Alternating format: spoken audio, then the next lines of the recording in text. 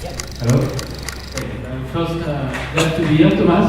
Thanks for inviting me. Happy to do this event organized by PingWest. And right before answering your question, first, who knows about us? AppAnnie has already used AppAnnie service. Okay, good. A few folks. So let me answer your question and share with you some stats about the aftermarket. So what we released a few weeks ago, we talked about what happened in 2013, how it compared with the year before, and I think that I wanted to share a few interesting trends with you guys.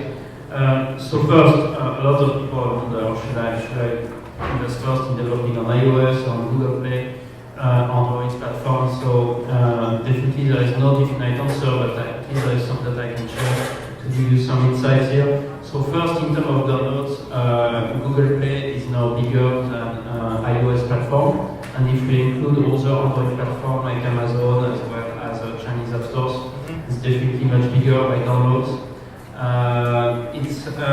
If we look at by revenues, it's a different story.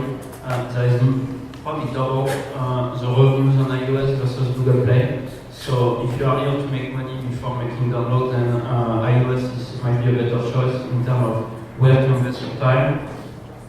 Another question, of course, is by country. What's happening? Which one are the best country you want to invest? We have done an app in China or in the US, but what about the rest of the world?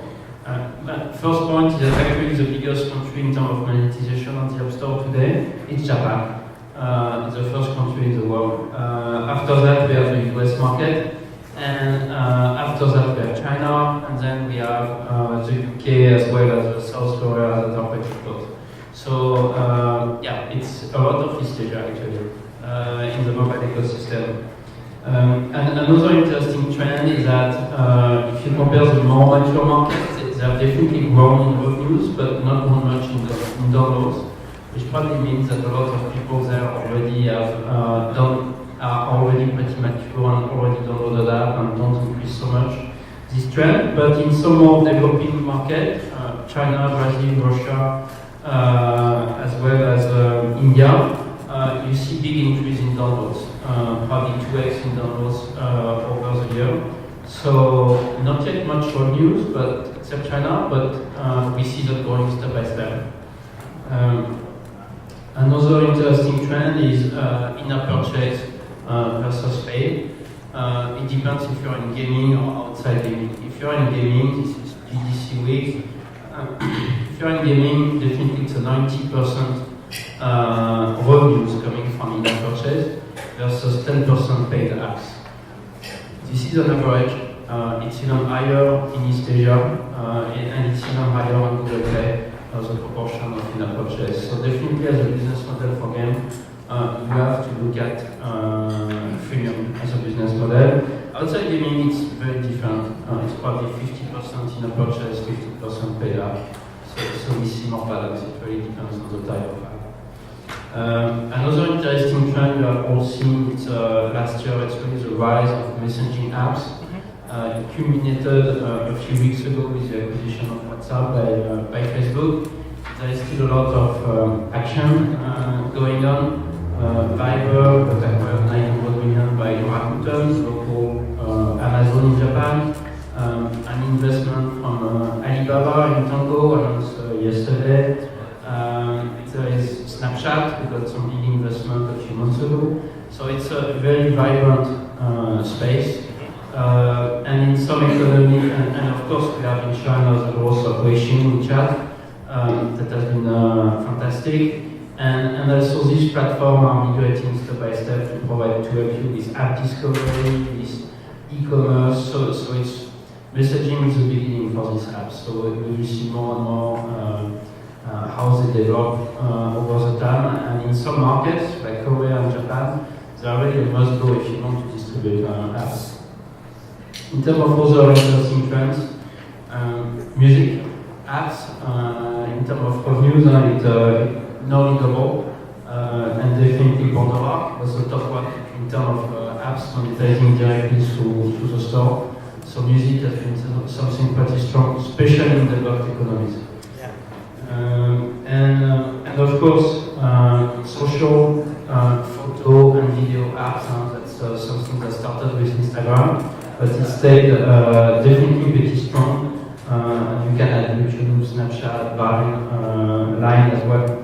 So it's a category that has grown pretty much. And maybe last trend, mobile banking, payment, financial institutions are definitely getting bigger and bigger on the stores. So that's also an interesting trend to see. It's not anymore just about games and messaging and the big internet giants, but the more traditional industry going to apps. Interesting. Okay, have some conclusions. Just like first is the top 3 countries, the top 5 countries in the world, who are the fastest growing ones, and the booming of the social messaging apps during the past months, like Tango, Alibaba, Snapchat, Tango, WhatsApp, Snapchat, WeChat, this kind of thing. It's been crazy. That's been crazy. Yeah, as well as the booming of the music and e-commerce apps in the world.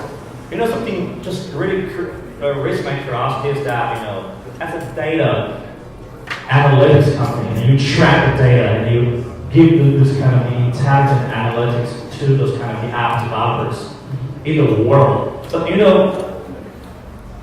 as what you said, this kind of the trends and this kind of things, you know, this world is fairly fragmented.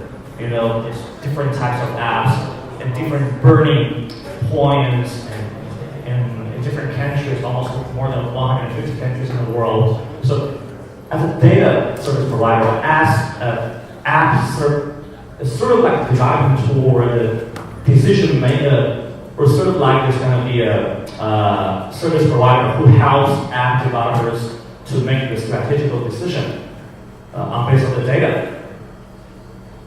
How you can serve this kind of a very fragmented market, and just to let the data evidence to be personalized. Okay, that's a big question. So big, yeah. But it's very important. So basically, what we see that, I mean, at the end of the day, the world is not that fragmented anymore. I would say there has been, thanks to the big app stores, there has been less and less fragmentation. If you think about what an app store provides, it's what? It's discovery, it's downloading apps, and at some point it's monetizing. Yeah. It's combine all 3. I would say the first, if you think about the internet, you have nearly none of this. It is common to many countries, except maybe the Google search part. Yeah. But no monetization. So I think that what's interesting is that it has enabled some companies to go across the world at scale, very fast, with very limited infrastructure. I mean, apps, companies that are worth $20 billion 3 years after being created, or even $3 billion like Supercell, it's quite crazy, and it has been very possible because app stores let you really unify your distribution and monetization strategy like never before. You don't need to have local team on the ground everywhere to make it happen. If you think about feature phone, it's only a few big companies that manage to really distribute at scale. The glue of the world, for instance, but they have to have serious investment, go step by step, very slow process. But I think it's actually very well unified, but of course there are some exceptions. So worldwide, iOS, Google Play, that's the 2 platforms we have biggest focus, because they cover nearly by the 2 of them 80, 90% plus of the global market that is monetizable. There are some other platforms, Amazon in the US and a bit of Western Europe, the Amazon App Store, but not enough device to really justify a lot of additional investment for publishers. But it's easy to support, why not? That's what people do usually. The big, I would say, market exception is, maybe I should say as usual, it's China market. So in China, Google Play is not that successful because Google decided to more or less leave the market. You have had a lot of fragmentation historically, maybe 200 or so app stores in China. The good news is that actually it's changing. The market is much less fragmented. The top 5 stores are probably getting 80% of the traffic now. And the carriers start to provide good monetization solution. And definitely in China, like in many markets, credit cards are not the best way to monetize, so you really want to have the carrier billing in place. So the three carriers working together on carrier billing, not just for their stores, but for other stores, as well as a few app stores that are very concentrated in the downloads, make the situation in China more and more manageable. So today ourselves, we don't support yet the local Chinese app stores, but we are working on investing to support that. For those who don't know, the top 5 are very Chiro 360, it's Tencent, it's Baidu with 91 Wireless, there is UC Web, there is Mondoja, Xiaomi. So that's the top guys. If you want to spend time on China market, that's the guys you want to support. Don't believe people who tell you that you need to support 50 or 200 app stores. It's not true anymore. The rest is becoming irrelevant. Yeah, great. That'll be interesting. Yeah, sometimes I believe, some kind of the developers use AppAnnie for having a brief understanding about their app status, or some kind of just doing some very brief analytics on how they're tracking and how their downloads in multiple countries, and what kind of deployments can drive more money or those kind of things.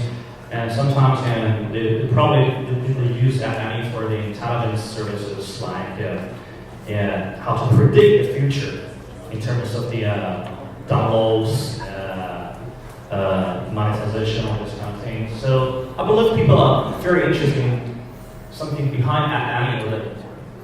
It's sort of like we just call it mathematics of AppAnnie. So how you're playing this kind of the mathematics games, what data, or what I mean, how people can use this kind of data to understand the current situation or know the future of the apps, particularly for the future of apps. I believe that's something that people really want. So just tell me something about the behind story, how data works, how mathematics game works. Okay, so that's a good question. So basically, at AppAnnie, we have three products. 2 are free. One is a premium product, intelligence. Our free product, analytics, no need for any SDK. It's very easy to use. It's 2 minutes to connect, and you start to get data about your own apps in terms of downloads, reviews, featuring, reviews, etc.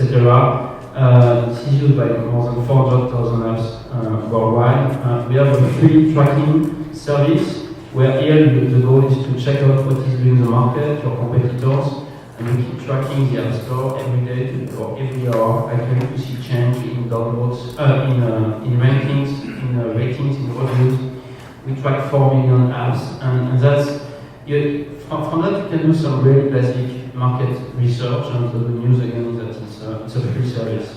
Then we have a premium intelligence service where we provide estimated downloads and reviews by app, by publisher, by store, by country, and here we let our customer really understand the trends behind the store. And the idea for us is that the more you understand data about your own stuff, as well as your competitors in the industry, the more you can make better informed business decisions. Some key question you might answer is which markets are growing the fastest for my type of apps, or which type of investment should I do in terms of building a new apps, which type of category of apps is working the best.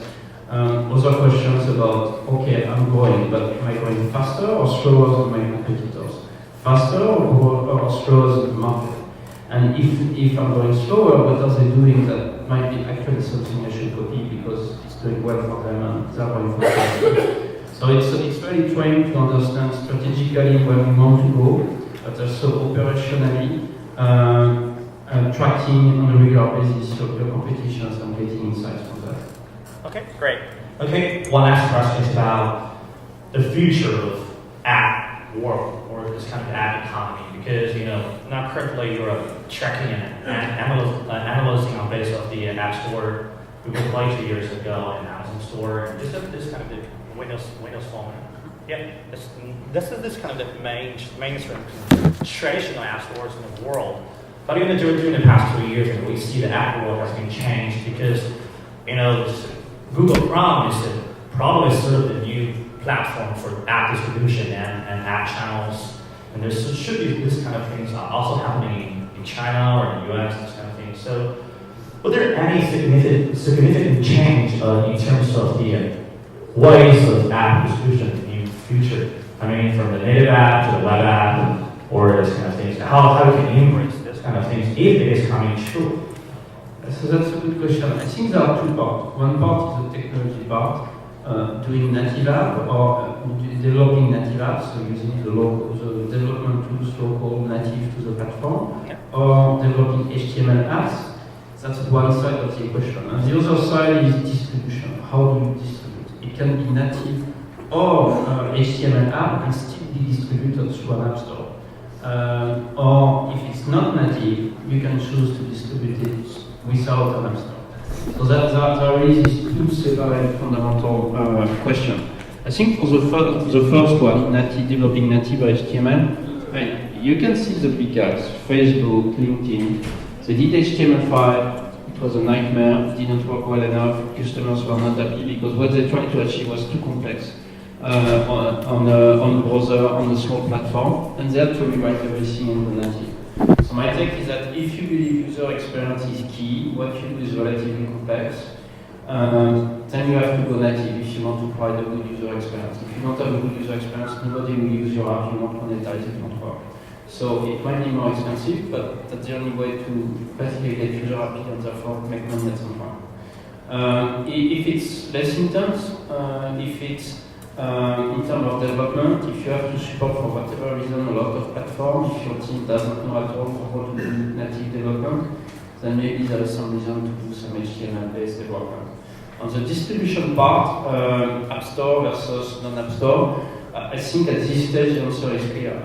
If you want to be visible and get money, you have to go through the App Stores because the App Store is bringing visibility as well as monetization. If you go outside the App Store, your monetization capability will be very poor. Of course, there will be some exceptions. You have some market where actually the App Store doesn't give you monetization directly. Let's take Indonesia, for instance.